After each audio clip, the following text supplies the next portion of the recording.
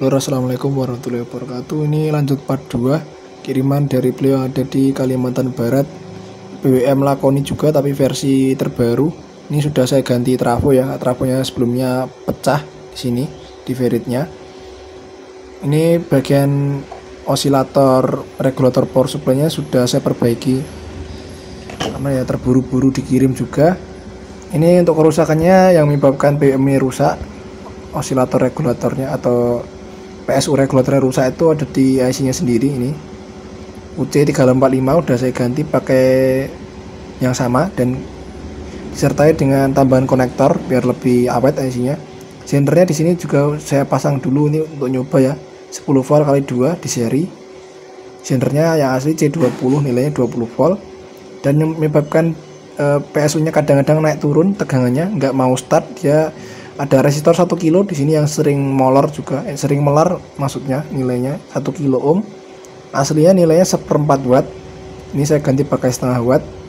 Dan ini sebelumnya resistor yang hilang udah saya ganti 100 kilo. Langsung aja kita pasang di sini di boardnya. Ini juga udah pernah diganti ya resistornya. 100 kilo di input VCC menuju 100 kilo ini. Jadi ini ada dua resistor yang di seri. Total nilainya berarti 200 kilo ohm atau mungkin toleransi ya 202 kilo ohm ya. Ini untuk VCC inputnya BWM UC3845 sebagai regulator power supply. UC3845 ketika standby tegangannya di sini di kaki nomor 6. Kaki nomor 6 itu kaki nomor 7. Kaki nomor 7 itu tegangannya kalau posisi standby tanpa MOSFET PSU tegangannya sekitar 8 volt atau 7,9 volt. Ketika sudah dipasang MOSFET dan PSU sudah jalan, sudah aktif, tegangan VCC di sini terukur 13 sampai 15 volt. Mentok-mentoknya 16 volt ya, jangan lebih. Kalau lebih berarti kemungkinan dioda ini rusak. Ini ada dioda ultrafast untuk penyearah ya. Sini elko-nya kadang-kadang juga kering tapi ini masih bagus, 22 mikro 50 volt. Cuma itu yang sering rusak di osilator atau di PSU regulator BWM Lakoni. Seringnya UC3045 dan Zender ini yang sering sekali rusak ya. Di sini ada resistor 5,1 ohm belum saya pasang ya. Nanti saya pasang dulu terus nanti pasang di sini di board utama. Nanti kita cek untuk tegangan 27 volt karena ini yang pakai BWM seperti pakai regulator IC UC3045 untuk output PSU nya sekitar 27 sampai 28 volt. Dan kita cek untuk BWM nya apakah normal atau enggak. Di sini 7812 juga akan saya ganti nanti. Oke lor, ini udah selesai. Maksudnya selesai, saya selesaikan bagian power supply nya dulu. Ini baru saja saya pasang untuk BWM power supply regulatornya. Ini ada yang saya jumper karena banyak jalur yang putus teman. Saya jumper dari kaki nomor 8 kaki nomor 1 ya 8 nomor 8 UC345 ke resistor 10 kilo. Ini banyak sekali jumper-jumperan.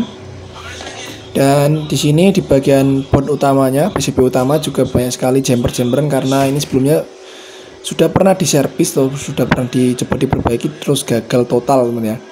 Akhirnya banyak sekali jalur yang mengelupas karena dipaksa dicopot komponennya secara paksa ya, atau saat melepas komponen itu dipaksa, nggak dipakaikan flux dulu biar PCB nya nggak ikut keangkat ya. Karena biasanya kalau ngangkat ini PCB ini dicopot secara paksa ataupun ngangkat komponen lain seperti MOSFET, resistor, kapasitor, dioda secara paksa itu biasanya PCB nya seperti ini rentan sekali ikut terangkat atau ikut mengelupas ya, karena PCB-nya tipis, double layer tapi ini tipis ya kualitasnya, nggak setebal yang lain. Jadi ya ini terpaksa harus di jumper seperti ini. Ini jumper dari positif 320 volt atau 308 volt dari input positif DC primer masuk ke pin nomor 1 trafo. Nomor 4 nomor 1 di sini ini. Ini trafo baru teman, trafo switchingnya baru. Ini EEL 25 200 banding 16 banding 33 banding 33 yang sering digunakan pada BWM, pada PSU BWM mesin las Lakoni. Pin nomor 1 Ini sebagai supply ke IC UC345 yang menggantikan dari suplainya resistor ini teman. Jadi pertama disuplai resistor, yang kedua nge-switch ganti ke ini lilitan dari trafo teman ya. Nomor satu itu input, maksudnya output untuk inputnya VCC untuk menggantikan tegangan yang disuplai oleh kedua resistor 100 kilo ini dan 100 kilo yang ada di dalam sana yang sebelumnya sudah saya jelaskan. Yang nomor dua ini ground. Nomor dua ini terhubung ke ground langsung dari ini ya, jalur langsung dari ground input. Nomor 3 ini sebagai inputnya dari kaki drain MOSFET ya, input dari kaki drain MOSFET. Ini juga saya jumper karena putus. Nomor 4 ini langsung dari positif 308 volt atau dari 320 volt, input dari DC primer ya. Terus di sini untuk jumper-jumperannya dari PCB ini BBM regulator power supply. Kaki nomor 1 ini sebagai feedback ke kaki nomor 1 2 3 4, kaki nomor 4 ya. Kaki nomor 4 optocoupler. Nomor 2 ke kaki nomor 3, optocoupler. Nomor 3 ini ke inputnya tadi pin nomor 1 trafo. Nomor 4 NC, nggak ada jalurnya, kosong ya. Nomor 5 ini ke ground juga, terhubung tadi yang groundnya nomor 2 trafo, terhubung langsung ke groundnya input. Nggak ngeliatin di sini ada resistor ya, resistor 2,2 ohm setengah watt. Ini fungsinya untuk RVUS juga, dan pengatur ini RVUS untuk jalur kaki source-nya MOSFET PSU. Ini MOSFET K3878 ini udah saya ganti.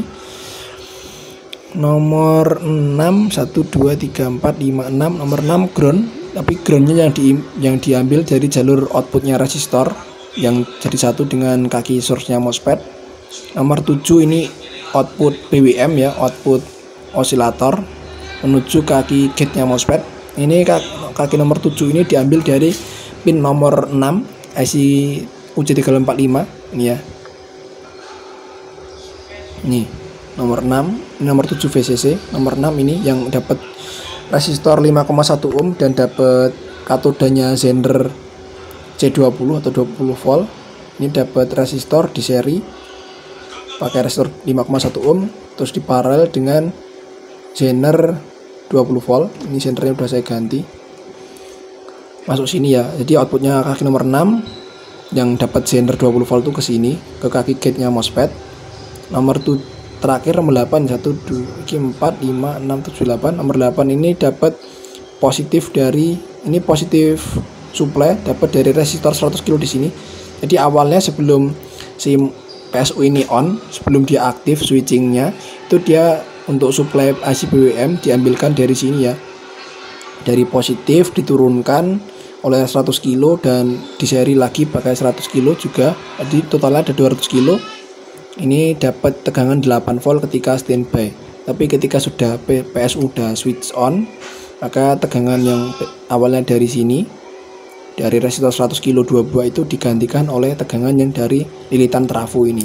Tegangannya menjadi naik 12 volt sampai 15 volt atau 16 volt teman. Oke, ini udah jadi, kita coba cek ya. Kita nyalakan.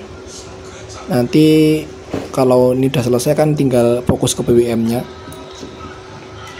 Kita nyalakan dulu teman. Ini probe hitam di ground input ya, ground 308 volt. Kita cek dulu. Oke, di sini lampu power udah nyala itu, tapi protek masih aktif karena sensor suhu atau termistornya belum di jumper karena dia sistemnya normally close. Jadi ketika normal harus di jumper atau harus terhubung. Kita ukur ini tegangan inputnya. Sorry, miring ya. Nah gini kelihatan. Ini tegangan input 283 volt. Gini. Biar kelihatan. Nyala ya ini ya. Oke, kita cek. Ini input di 284 volt. Ini setelah melewati resistor yang tadi 100 kilo yang pertama. turun jadi 147. Sekarang kita cek di sini inputnya yang kedua,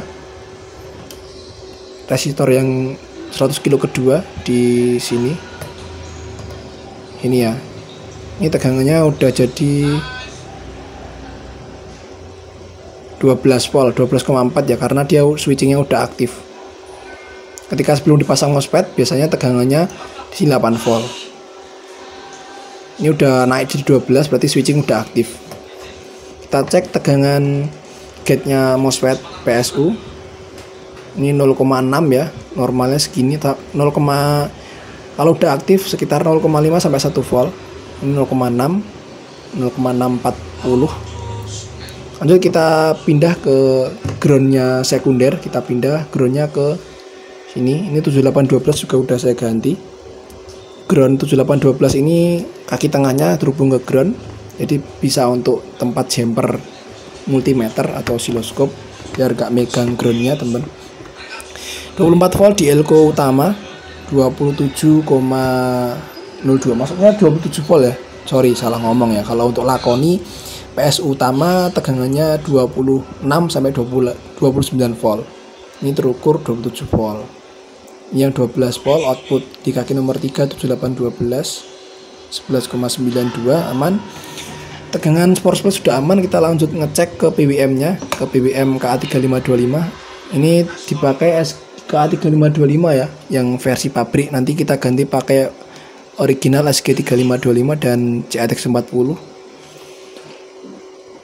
Kita cek di kaki nomor 15 SG3525 ada 12 volt normal. Kaki nomor 8 ini sebagai pin soft start, pin SS ya atau soft start. Kalau di sini nggak ada tegangan berarti PWM belum aktif atau IC-nya rusak. Kalau di sini ada tegangan berarti PWM sudah dipastikan aktif atau standby ya. Ini nggak ada sama sekali, berarti PWM-nya standby. Ini nggak ada, maksudnya PWM-nya off, nggak ada apa-apa, 0 bahkan ya. Tapi di kaki nomor 15 ada tegangan 12 volt tadi ya.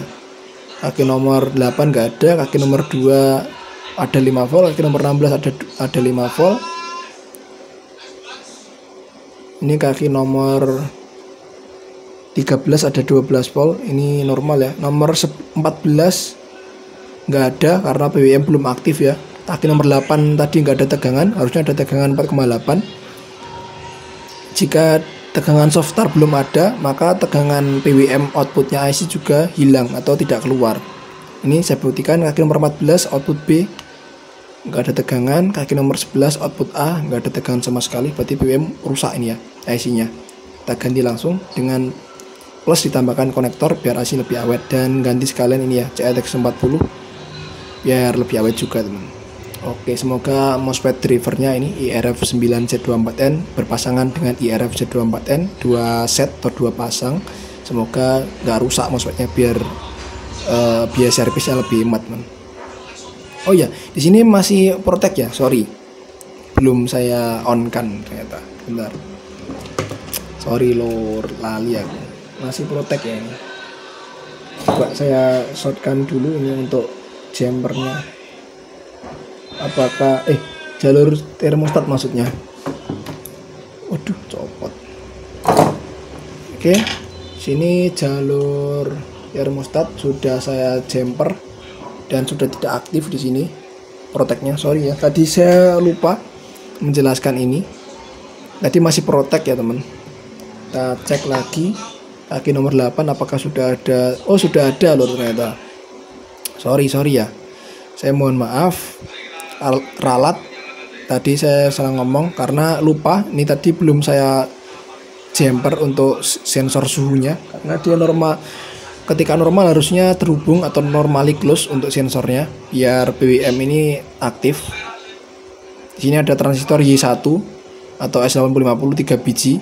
Yang paling bawah ini untuk switch on off-nya kaki nomor 8 ini. Jadi jika di sini basisnya dapat tegangan, maka kolektornya ini akan hilang tegangannya, akan bypass ke ground. Jadi kolektor emitornya terhubung ke ground dan kolektornya terhubung ke kaki nomor 8. Jika di sini tadi tidak di jumper atau tegangannya masuk ke kaki basis, maka dia akan membypass jalur ground ke kaki nomor 8 sehingga kaki nomor 8 tadi tegangannya hilang. Ini sudah ada 4,7, tapi nanti tetap saya ganti untuk IC BWM nya biar lebih awet ya. Ini untuk perbandingan aja, nanti setelah diganti BWM, setelah diganti IC nya. Ini kaki nomor 11 nomor 14 ada 5,3 volt, kaki nomor 11 output A 5,3. ini output B nomor 14 ada, kaki gate nya IRF 9Z24N 20 volt ada, ini N channel 5,4 IRF Z24N ada, ini P channel ada, ini N channel ada, dan tegangan drainnya ternyata juga normal, tapi akan tetap saya ganti untuk IC BWM nya biar nanti hasil lebih maksimal, teman. Oke, di sini sudah selesai untuk penggantian IC BWM nya. Sudah saya ganti KA3525 dengan SG3525, dan ini CE340 juga sudah saya ganti. Sekarang kita akan lakukan cek lagi setelah ganti IC ya. Ini sudah finish, sudah final, sudah jadi. Nanti tinggal nunggu PCB berikutnya karena ada banyak, ada 5 PCB yang dikirim. Jadi yang 2 ini sebelumnya sudah selesai, ini yang kedua sudah selesai. Kita cek ya, nyalakan dulu, jangan lupa di jumper untuk sensor termistor atau sensor suhunya, warna hijau udah nyala. Sekarang kita cek untuk 27 voltnya dulu. Di sebelah sini 27 volt aman, ini 12 volt ada, ini negatif 12 volt ya, negatif 27 aman, ini negatif 12 volt untuk supply ke kontrol arus ya, min 12 volt, ini 12 volt plus, ini 12 volt plusnya ini 11,93, ini min 12 aman. Cek ke pin nomor 8 IC KA3525 atau SG3525 4,78 aman. Nomor 15 12 volt, nomor 14 output B ya, ini 5,2, nomor 11 output A 5,2 juga. Kita cek pakai frekuensi di nomor 11 107, nomor 14 107,3 kHz, duty cycle 46,6%. Kita cek di kaki kolektornya transistor driver di sini. Nih teman ya. Ada transistor 4 transistor driver Y1 dan Y2. Kaki tengahnya kolektornya Y1 12 volt, ini Y1 juga kaki tengah 12 volt. Kaki basis itu outputnya dari kaki nomor 11 dan 14 IC ya. Kaki basisnya transistor di sini diambilkan dari outputnya PWM di nomor 11 dan nomor 14 tadi. Outputnya transistor driver ini menuju ke 2 buah kapasitor dan 2 buah sender yang selanjutnya menuju ke kaki gate-nya setiap MOSFET IRF. Ini P channel 20,62 sudah aman, ini N channel 5,4, ini P channel lagi 20,78, ini N channel atau IRF Z24N aman. Sekarang kita cek, kita balik cek di kaki tengahnya ini turun. Kaki tengahnya ini 15 volt, 2 set aman ya, ini sama semua. Kita langsung pasang osiloskop. Kita lihat bentuk gelombangnya lur ya. Ini di output A dan output B, kita lihat untuk gelombang BWM nya seharusnya sudah mulus ya, udah jadi ini harusnya. Ini kita lihat tuh sudah on. Frekuensi 107 teman ya, 107,2 kHz dengan duty cycle 56%. Selisih berapa tadi ya? Selisih 10% dari yang tadi di outputnya PWM ya, karena ini sudah di drive, sudah di driver PWM, driver MOSFET maksudnya, driver PWM dengan MOSFET IRF. Jadi duty cycle ada selisih tapi masih aman ya. Peak to peak 34, ini VRMS nya 14,6 volt tadi di kaki tengahnya ya. Dan ini bentuk gelombangnya sudah berimbitan, sudah aman, nggak ada masalah, nggak ada cacat nih ya. Mantep, sip. Oke, mungkin untuk servisan BWM yang kedua ini cukup di sini karena sudah selesai, dan nanti lanjut ke part ketiga tepat selanjutnya teman ya. Semoga bermanfaat. Wassalamualaikum warahmatullahi wabarakatuh. Sampai jumpa di video selanjutnya.